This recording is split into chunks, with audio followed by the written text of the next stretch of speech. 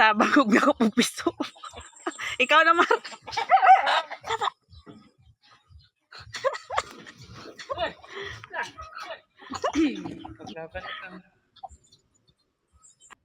Okay, ang sa akin naman po is no.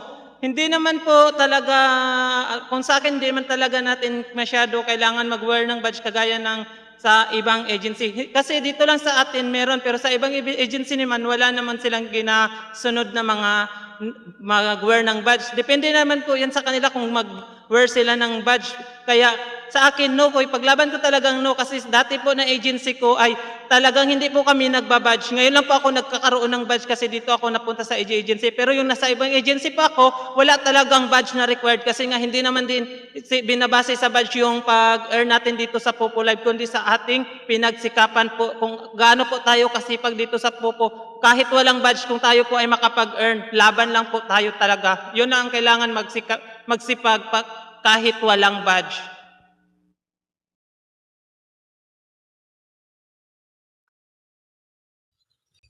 Yes, dapat may badge talaga. Kasi diyan talaga makikita kung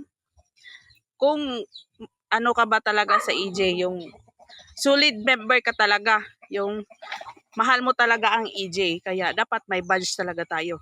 Kasi diyan natin makilala kung mahal ba natin ang ginagawa natin bilang ka-EJ at mahal ba natin si founder. Yes po.